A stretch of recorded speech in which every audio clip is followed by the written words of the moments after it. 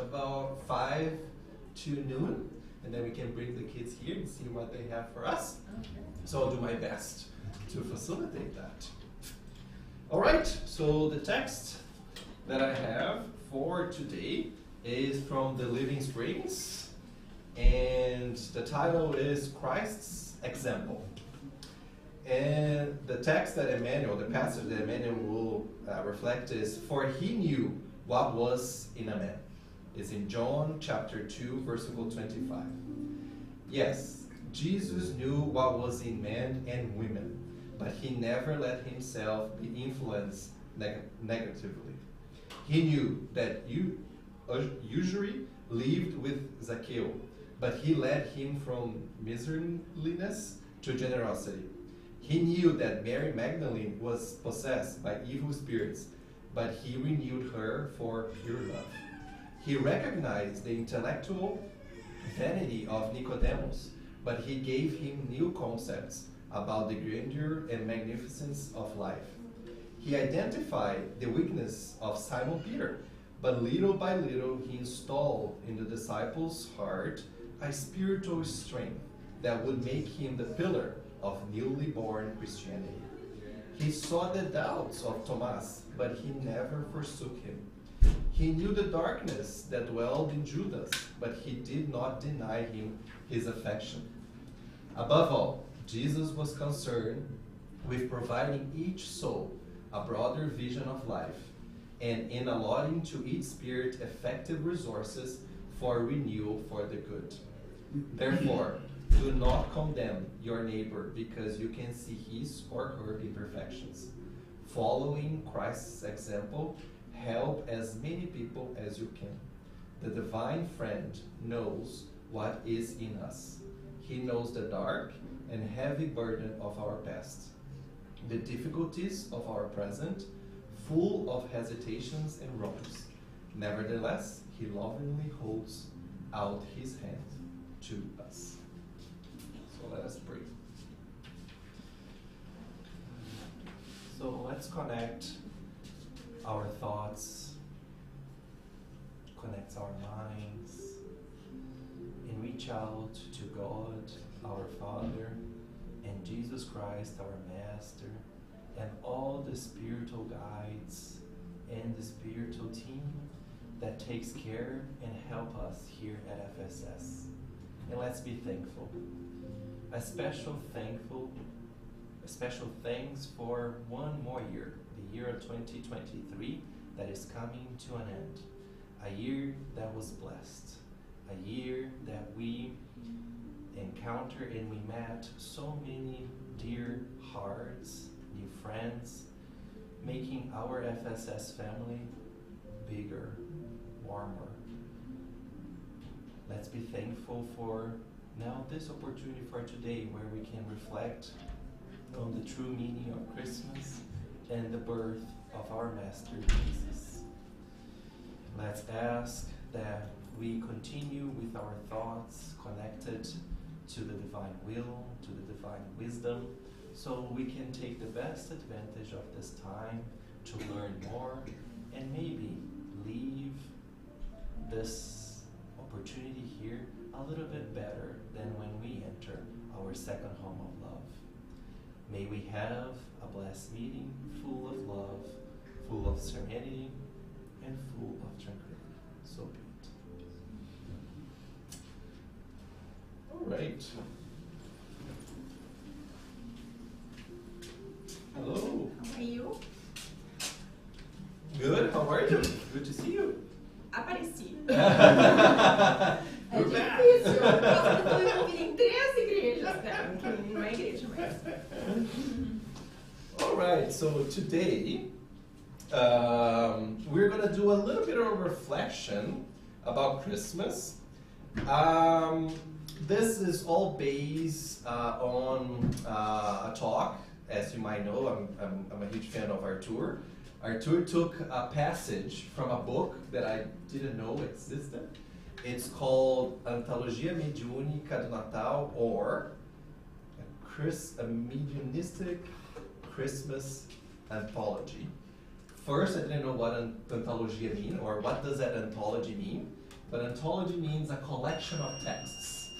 And this book is a collection of texts that talks about Christmas, that is psychographed by Chico Xavier, with a lot of spirits. André Luiz, Emmanuel, Humberto de Campos, Irmão X, May, and so many others. And he took, and I take the liberty, and I'm going to try to do my best to convene his message, and we took one text from this book called Meditating About Christmas. Let's meditate. What does it mean to go through this period of time of Christmas? But what is different is the nuance. Most of the times when we talk about Christmas, we talk about Christmas about our own perspective. What do we want and how do we feel about Christmas, especially this time? Because this time we get emotive. Our hopes are renewed. But this text comes from a different angle. It's about what does it mean for Jesus? What does it mean Christmas for Jesus? And what does it mean Christmas for all the higher spirits that pull together this earth, that pull together everything that is required for the earth to exist and for Jesus to be born here on this planet. And just to set a little bit of context, this moment of Jesus' birth, it's the biggest moment of earth. It's a moment that cannot even contain itself in the moment of Jesus being born, because this moment transcends everything and transcends everything until now. And we're gonna see some of another milestone of a renewed Christmas with the creation of Spiritism itself. But Arthur, just when he sets the context about what I'm calling the Project Earth. This is Luis. Mm-hmm. And Emmanuel in the book, The Way to the Life, A Caminho da Luz, The Way to the Light? Yeah. So what happened to make Earth something real, right?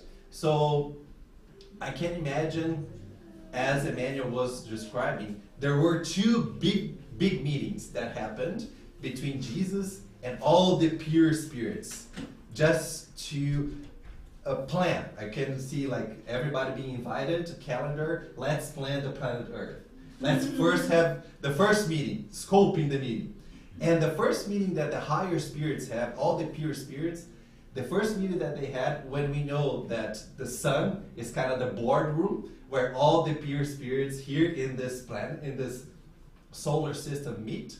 So the pure spirits met first there, just to figure out, okay, how we're going to create Earth, how we're going to do all the chemical, the physical stuff, and make Earth something tangible, and make Earth something to exist.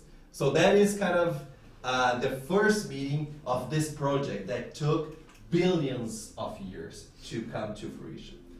Second meeting.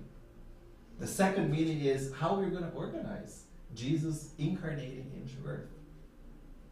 So the pure spirits met, and just to figure out the details, when Jesus was going to be born, what will be the situation, what will be all the characteristics of Jesus to be born here on this earth, and how this will be the singular and most important moment of earth. So this just gives us, and hopefully you can agree with me, or at least feel it, that Christmas has a very big impact here on earth. Just with this billions of years of years to make this project something real, and also how important it is for us to really understand the meaning and how this moment is such a milestone for us incarnated here in this earth. How do you feel about that? Is that something, do we understand, or do we feel, do we have a grasp on how important it is, this moment for us, based a little bit on this context, a little bit on this, what the spirits can tell us, what happened, just to make the Project Earth something something real, right? And to make Earth exist, and also Jesus to be born here. I think that, at least for me, I think it just shows how small we are, because it's something that is so hard to grasp. Mm-hmm. Well, I have no idea what that means, you know. Yeah. Yeah, I don't know, it's humbling in a sense, yeah. Yeah. But it gives, I don't know, as I was listening and reading, it gives me a little bit of perspective of all the work and everything that is behind us. Not behind, it's just it's something that we don't see it, but all the coordination that needs to happen, and how now I am invited to understand this moment in a little bit of a different way. And we are going to explore a little bit more about this different way. So, with that context set, this text that we're going to explore some bits and pieces about it, as I mentioned, is about Christmas, but not about Christmas, not all about Christmas or how we feel, but how Jesus feels about Christmas. And what caught my attention is we tell, or we always reflect about faith. We always reflect about confidence, the confidence that we need to feel about ourselves, the confidence in Jesus, confidence in God, and the confidence in life.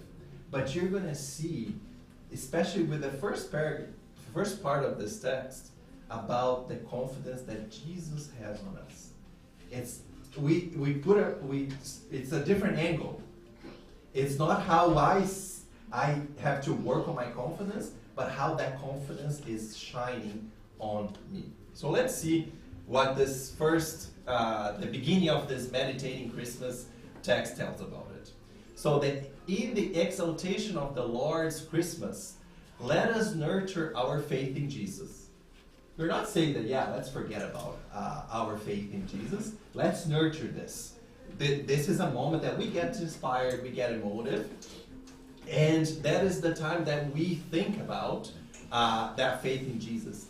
But he continues, without forgetting the faith that Jesus places in us. So that faith that Jesus, Artur, and he uses two, or at least one word that I was able to translate. It's an imperishable hope. It's a hope that will never die. It's a hope that will always be there for us. Jesus places this hope on us independently, and we are invited to think about that hope will never cease. It will always exist. And that hope is for each one of us. It doesn't matter what we've done, what we did, what we will be doing. That hope will always be placed on us. And what is the biggest proof that Jesus has that hope and that confidence and that trust on us? What is the biggest proof of Jesus that he has that hope on us? Who would have guessed? There is a proof. The fact that he actually incarnated? Yes. Why? Why would you come to that conclusion?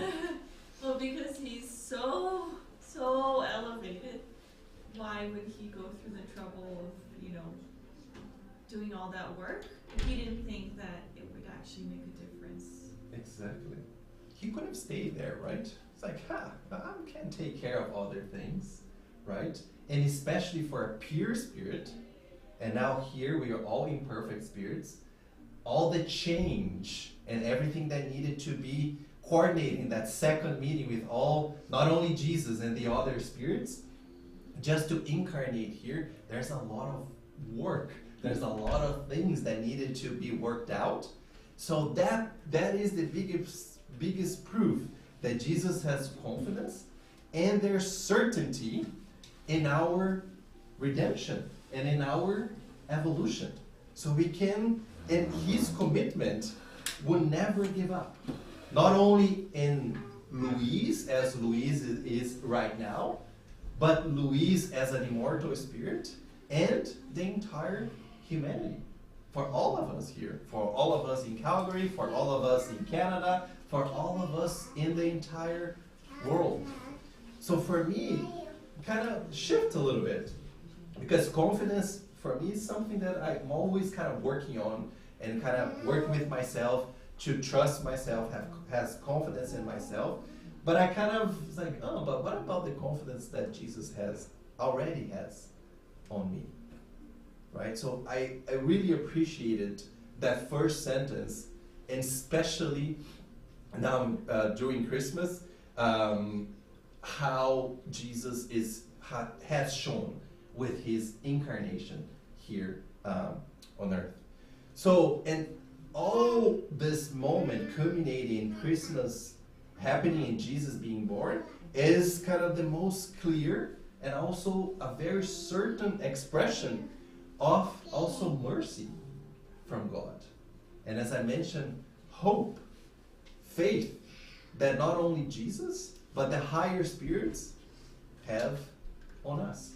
That we can do this, right? We're able. We'll face some challenges, but there is a way for us to continue in our evolution.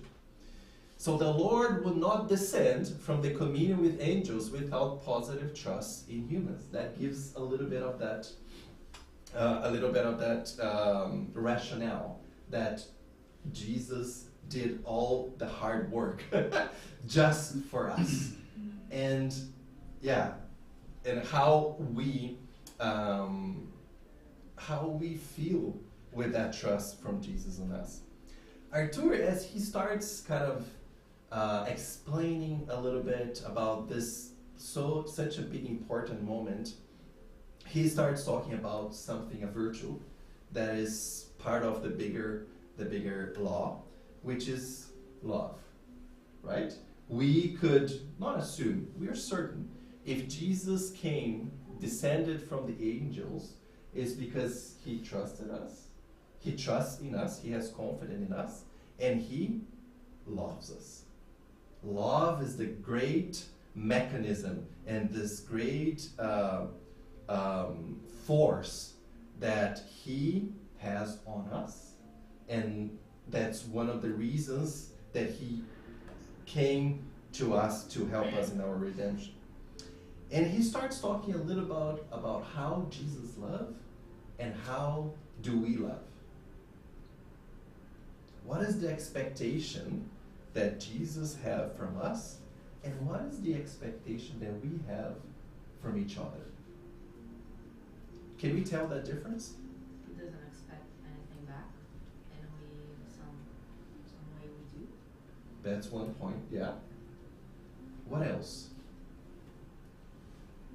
What else? What's the difference between how Jesus loved and how we love in our imperfect life here? Conditions. Conditions? Yeah. I think we are more possessive. Possessive, yeah. What else? Anything else?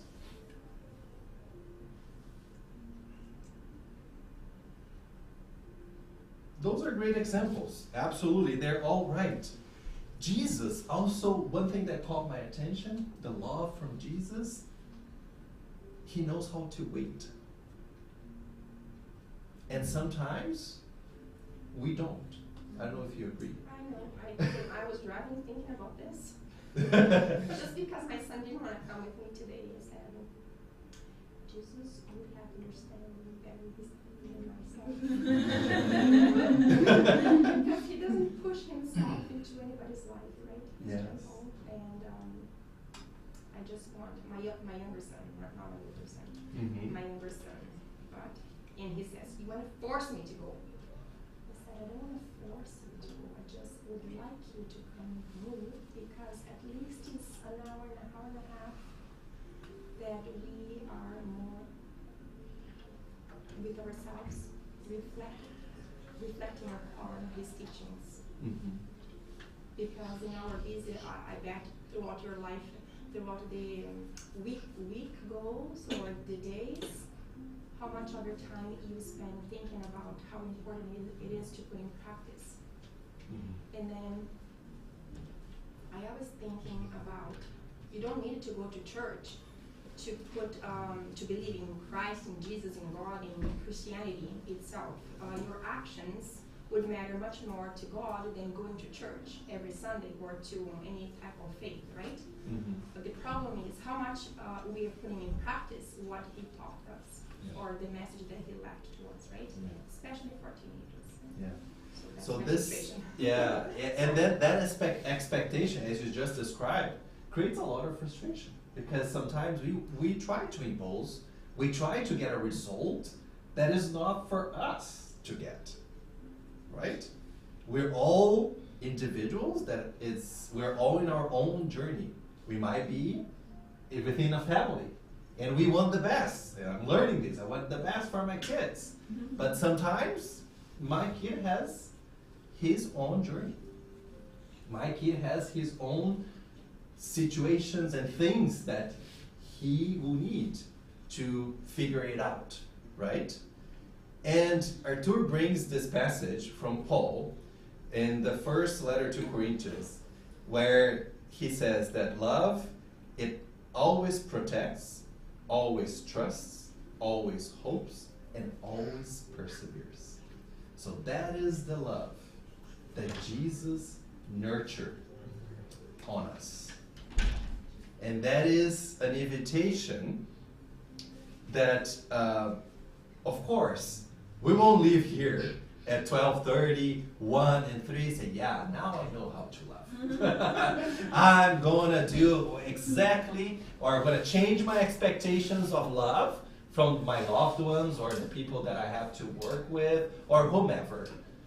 But I think it gives us a list, not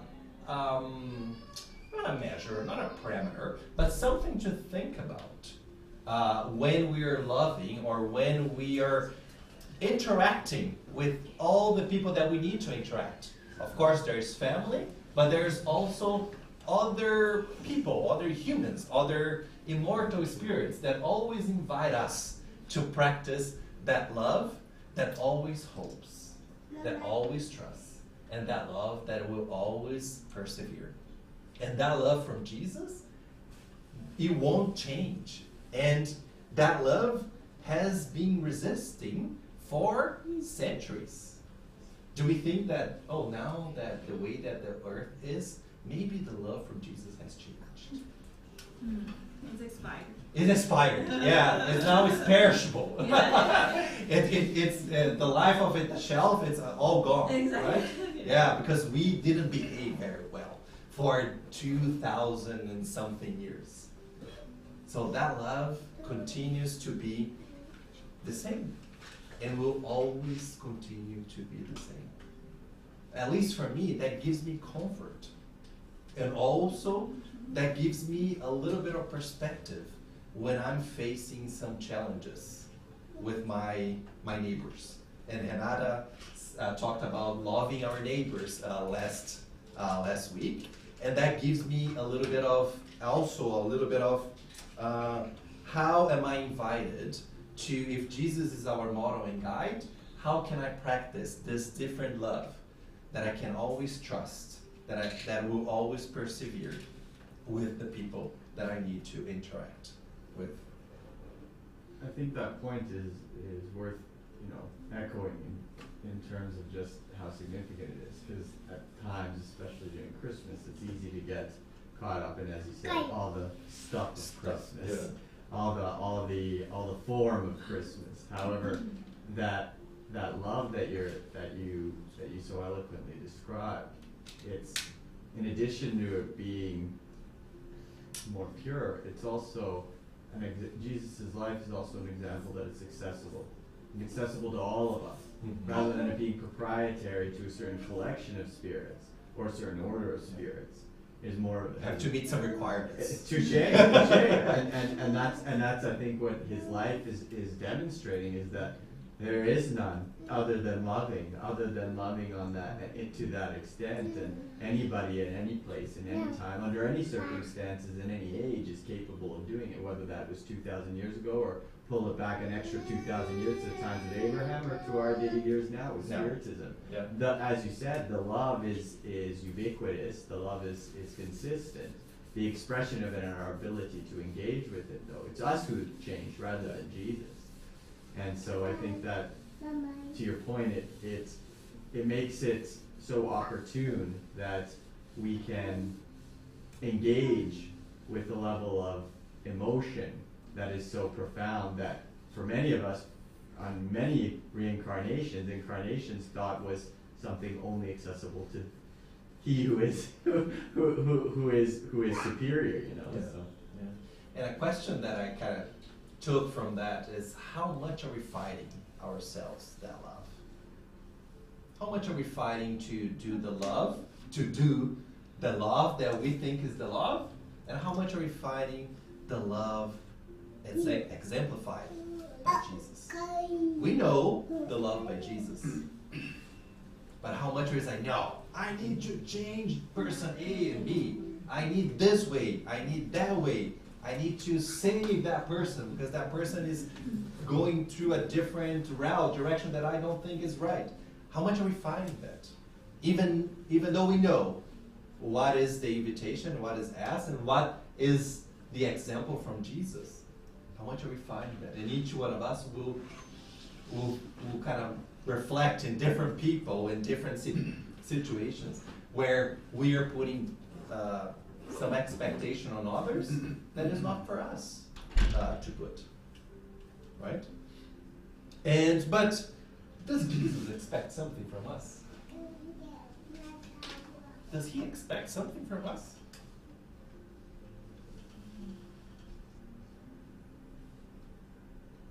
No. Sorry, go ahead. I was going to say, doesn't he expect us to at least try to do our best? Mm-hmm. Like, I would think that, you know, but I don't know if that's a human brain talking. I wonder if there are any expectations. Because if there were, then there would be some sort of linearity that you get this many lives and you have to do it in this many iterations and there's some sort of form to it. But it seems like there isn't. And that goes back to your earlier point, Project Earth, which is going to stick with me. So it's a good title. But, you know, for how many billions of years did they plan this out? Or did they start to put the elements that would create the world that we are now sitting in and discussing and engaging with today? Yet, of all of the spirits that have been welcomed into the aura of this space over the course of time, which one of them was ever placed any sort of formal requirement or prohibition as to do anything? If anything, they were given free rein to do whatever they wanted, and that, to exemplify that feeling of love that God has, it is so understanding and patient that it would even allow the individual spirits to do whatever they wanted. But that being said, there's always an invitation. There's always an encouragement to embrace the feeling that is so freely given. Although, if we choose to ignore it, that same love just patiently exudes that sentiment without any sort of reciprocity. It really is, in that sense, it is, I love you no matter what. And I love you especially knowing that you may choose not to reciprocate that love for 10,000 lifetimes. But I know the day that it comes, it'll be just right. Yeah. And that's what Artur mentions, as the way that Jesus expects is not when we want, Because I want this now or by next week. But Jesus is when life allows it. Is when the time allows it for something to happen, right? And I would argue that the expectation is, as you mentioned, that we do the work within ourselves, right? Because Jesus will always love us, but there is this invitation that we continue our progress, right? So, and we, now knowing through the Bible, through the text from John and the Bible, the Gospel, through Spiritism, we have the knowledge. We have of what is the divine laws and what is the guide, right? What is the roadmap? So Jesus somewhat expects us to have some commitment and to do that work. But that work that is meaningful to ourselves and to our own betterment, to our own improvement. But Jesus doesn't say, yeah, Luis, incarnation number 955, I expect you to complete patience. 956, it's about compassion. No, it's whenever, yeah. It's whenever I am ready and whenever the situation in my life and my incarnation will allow it. And that love will always persevere. I don't know, I probably in the Spirit's book or any other, so many other literature from the Spiritism would explain this as per what you just explained. But it came to my mind reading the Bible that this is his expectation when he talked to Nicodemus, which is John 3, 1 to 21, but I'm just gonna, if you allow me, I'm just gonna give this passage. Very truly I tell you, no one can see the kingdom of God unless they are born again. Then Nicodemus said, how come I'm gonna be born again from my old mother that is already passed? So very truly I tell you, no one can enter the kingdom of God unless they are born of water and spirit. Flesh gives birth to flesh, but the spirit gives birth to spirit. You should not be surprised at my saying, you must be born again. The wind blows whenever it pleases. You hear its sound, but you cannot tell where it comes from or where it is going. So it is with everyone born of the Spirit. So his expectation is our transformation in spirit. Yeah. And we the time that it's gonna take. It's whatever. Personal. Yeah, it's personal. Each one of us. We are not in a competition. Who gets better first, right? It doesn't work that way. And I think there's a very famous saying that we do not to succeed and have victory in the world, but we are invited to succeed and have victory of the world, right? The expectations here is not about all the successes and things that we acquire, but it's how we get out of this world a little bit better. That we are committed to do some work within ourselves. And by consequence, if we do that work within ourselves, we can start doing with our neighbors as well, right? We can transport. As soon as I know, now I'm able to do more in virtual X, Y, and Z, I'm able to kind of help maybe my family or my neighbor or whatever it happens, but without expecting that family, that neighbor, to do what I think he or she should do it by the time I am establishing, which I think is the right thing to do.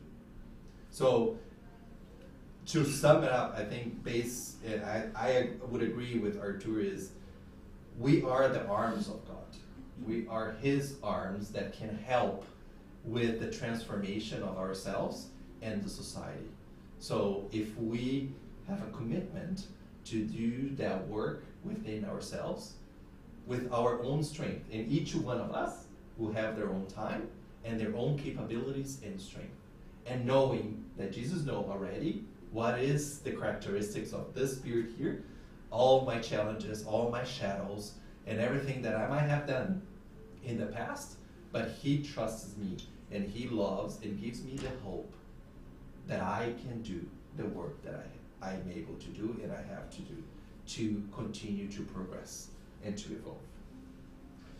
Luis, I don't know if it's just me, but sometimes the word expectations brings a bit of a weight to it, or a bit of a burden. Mm-hmm. And I don't know if it's because work, parents, whatever it may be, but it feels like when you say expect something from you, Mm-hmm. there's an if. Like, if you don't, then I'll be disappointed. Mm-hmm. In my mind, that's kind of like how it goes. So when I read the sentence from before, it says that Jesus always trusts. Mm-hmm. My love always trusts. That's the way I like to think of it. Like, he trusts that we will Do the progress, Mhm. right? With no expectations. Because if we don't, he's No, still going to love us because he knows that eventually we'll get it. You get it, Yeah, yeah. exactly. So And maybe that's the word that might carry that weight, but in order to get there, some work is required. absolutely. Right? Not that Jesus expect, He knows. he knows, He knows. but it is required from us to do that work. Yes. And maybe maybe the word might be a little bit different. He trusts Yeah. that we'll be able to do that. But I think for me, it calls me on the responsibility for me to be aware. And maybe that's not Jesus. Actually, it's not Jesus' expectation, but it's our own conscience. It's us that we need to figure it out. When am I ready? When life will allow me to do what I need to do. Good point. And the text continue. That is why, from the manger of simplicity where Jesus was born and joined to the cross of renunciation, we see him concerned with the recovery of creatures. So Jesus, when he was born, until he discarnated, he was always concerned on how we are going to recovery. And he shows a lot of examples of those folks that he trusted, and he knew that those folks were going to be able to do what they need to do. Give me one example. And we have plenty of examples of people that if we were there at the time of Jesus, we say, no way. Mm-hmm. That person, no, won't be able to do what he did in the end. Give me one example of someone that did a lot of work, but with our imperfection, if we were there, it's like, that person, no. Paul, exactly. If we were there and seeing everything that Saul did, would we say, wow, he has so much capability, he will do a lot of work? Would we say that? No. What about Mary Magdalene? With all her passions and everything that she was the person that after he died, she was the person that saw him to represent, right? In all her transformation. Simon Peter that denied Jesus. So one thing that is kind of the Christmas this time for me is a different perspective. Christmas invites me to have a different perspective from people, because we can translate the example of Saul to nowadays. We have a lot of people that are very fanatic, and they might hurt, they might kill others in the name of God. Can we see that person as with such great potential to change and help doing the work of Jesus? I will be honest, I can't. In my point in time with my evolution, I can't. But Jesus could. Can we see examples of Mary Magdalene happening right now? Some women that might be in the excess and taking more importance into material things, but maybe is with anguish and has so much love to others But that woman just doesn't know yet what is the true source of love. He gave another example that might be very close to home for us from Brazil. As Zacchaeus, Zacchaeus demonstrated kind of tax collection, and what are how much corruption that we have in Brazil? Can we see those that are corrupted now there with the potential that one day might help with the work of Jesus? So that for me was very impactful, because I started reflecting, how am I changing my point of view? How am I changing my perspective to my neighbor? And those that are, let's say, those examples are a little bit more aggressive, right? Fanatics, killing others, hurting, corruption. This is like, how am I seeing love? How am I showing love to those? Who are they mortal spirits as well? They all are. I think God's exceptionalism underscores the very point that you're making, that not only are these people the worst of the worst that we can imagine capable, not only are they capable, they will one day become the greatest champions of Jesus' gospel. Maybe not here, maybe not even on this planet, maybe eons from now, but they will be somewhere the epitome of the example that for another group of spirits will likely completely impact the relationship that they have with God and Jesus and all of the other pure spirits that have ever existed. And that to me is extremely consoling and heartwarming, especially at a time like this, because the truth is, Jesus is our example. For reasons that escape my human brain from even possibly comprehending, but Jesus is. Yet in recognizing his singularity as being our example, it underscores the fact, even in the planning of this planet, that there are countless examples, and each one of those spirits likely had their moments when they would have been reviled by all the other spirits that were ever around them, and possibly including Jesus at some point. Yet, we can't remember that or contemplate or engage with that. But his story is the story of the opportunity that God gives us all. And not just the opportunity, the organization of a universe that will guarantee we all get there. Yep. And that to me is extremely heartwarming. That's that's the only deterministic thing from Spiritism, right? All of us will get there.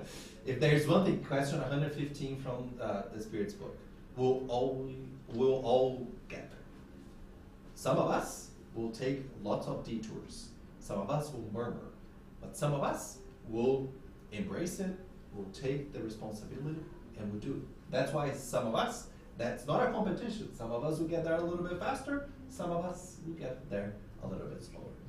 But as I was hearing, and as this invitation from Christmas to renew my hope, to renew my optimism, to renew my faith, not only on myself, but in my neighbors, in society, there's one thing that we can do, right? Especially now during Christmas, but not only during Christmas, is as we see this things that are happening to the world, the fanatics, corruption, and all the things, there is one thing that we can do, which is the prayer, right? Is pray so that those folks that are in the wrong way at this point can find that light, can find within themselves, in their conscience, that, and we send that kind of vibration of support for this world and for all of our neighbors that are struggling in the wrong direction, that we all find one day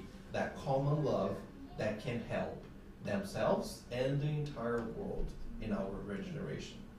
And our tour brings, which I haven't thought about, Jesus was born, and then 1900 years later, there is another renewal of Christmas, which is the advent of Spiritism. With Kardec codifying Spiritism and bringing Jesus again, even though humans might have changed or might have put some of their interest in Jesus' words and behavior, Spiritism came again to revive and to renew our hopes and bring Jesus again into our life and as our model and as our guide. And if you have any questions, we can look at Jesus and see. Again, as I see the fanatics or people that are maybe causing hurt and harm to the world, that I can have a different perspective. Maybe that person is just in the dark right now, but that person has all the potential and when life allows it again, will do the work that is required for himself and to the world. I'm going to rush a little bit. Continue. Marking thus the joys of Christmas, let us remember the Master's trust and become attached to his work of love and light, taking our own existence as the starting point. The Lord calls us to the task that the gospel points out to us. So the gospel itself is an invitation for our own hope. Jesus, when he incarnated, do you think that Jesus is like, oh, I'm not sure what's going to happen when I incarnated there? Should I not? He knew exactly everything that he would face during his journey here. The challenges, the lack of gratitude, everything he knew. The same way that he knows everything that is within us. And even though he knows all my shadows, all my darkness, he still loves. He still loves me. And it doesn't preclude him to help me and to continue having the faith in myself and in all of us. So the question is how, as we've been talking, how can we do that to others? How can we, knowing some things about the others, how can I be an opportunity to renew of myself? And how can I be a little bit of an opportunity for the others? To have that hope of renewal in some of the encounters that we have. I'm not saying here that we're going to start, read the gospel. Here, gospel on you, or read this or read that. It's not for us. We don't save anyone and we don't change anyone. But we can play somewhat of a part when is appropriate. Sometimes with the words, we don't need to say or preach the things, but the best way is to share with some of our examples. And sometimes we have opportunities that we can bring that little bit of light and that little bit of renewal for our neighbors. And that neighbor, that person might leave maybe a short encounter with us with a little bit of a difference or a little bit of perspective, a different perspective that can be carried under his or her baggage of life. That maybe is a seed, our own responsibility, and we talk this a lot here at the Spirit as a center, is we plant the seed. The results of that seed, I can only collect the results and sow the results of my own self. If I can add just one thing to that, I think in that thought too, like we're always focused on the other person, but actually if we were more focused on ourselves really, and worked on ourselves through our example, I think that's the biggest inspiration. Yes. We can. And it's just a consequence. When we work in ourselves, it starts reflecting. Yeah. Right? And it's kind of not automatically, but the chances are that we'll be helping others as well. And towards the end, is in the first 3 centuries of Christianity, the disciples who heard his celestial revelation rose and served him with blood and suffering, affliction and tears. May we now be willing to consecrate our lives to him as well, considering the moral credit that his attitude towards us represents. So Arthur makes a very good point about moral credit. So everything that we have now, is this that because we deserve it? Is this a merit? Or is this a chance or a credit? It's kind of a line of credit of hope that Jesus offers us.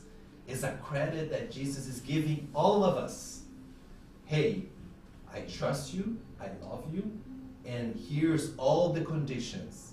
Love, resources, family, everything that we have here. We can even talk about talents, all the talents that each one of us, all the qualities that each one of us have. Jesus give us all of that, even though we might not kind of deserve because of some of the things that we might have done. But the law of mercy is so big and is irrestrictive. It's not that Luis has more mercy than Attila, and Attila has more mercy than Carol. It's every one of us have that mercy, and Jesus gives us that credit, that encourages us, that gives us the strength so we can honor his faith, and we can honor that investment, like an investment that Jesus always and will always make on us, so we can succeed and we can do whatever is required for us to do, so we can evolve and we can grow as immortal spirits. So, and if we think about this moral credit, Christmas is an investment as well. An investment from the higher spirits to bring Jesus here in all the conditions that he came, everything he did, so our souls and our attitude can cultivate, as Attila was saying, that example. And we can all follow that example and also have Jesus born inside of us. It's kind of have that fertile soil inside of us, so that seed and Jesus can be born every day, not only on Christmas in December, but every day within us, so we are ready to do the work that is required from us, and we can get better, better, and better.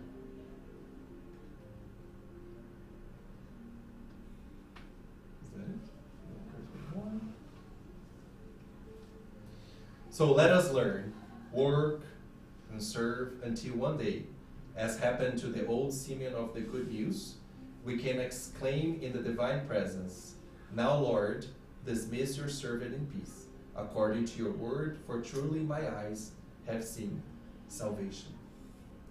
So this time is another time for us that we can meditate. And how many of us can think about the last day of our lives before we discarnate, and we can discarnate in peace? The same way that that Simeon, when he saw God, he saw Jesus, and he says, "I saw the salvation. I've seen the salvation. I can reflect and see I did everything that I could, everything that life allowed me to do to become a better immortal spirit." So how many times we made that Christmas and that born of Jesus within us, so we can be that element of renewal for ourselves and for the ones that we love. That was it. Thank you. How are the kids? Excited? Yeah. Unstoppable. Unstoppable. Any other, does that make sense? I think for me it was very, I think, enlightening to see and take that perspective, how Jesus loved us, and how that love is imperishable, and how we can reflect, and how we're letting Jesus to be born with us every day. Thank you. Do you want to let them know? John, do you want to end the stream? and then we do our final prayer.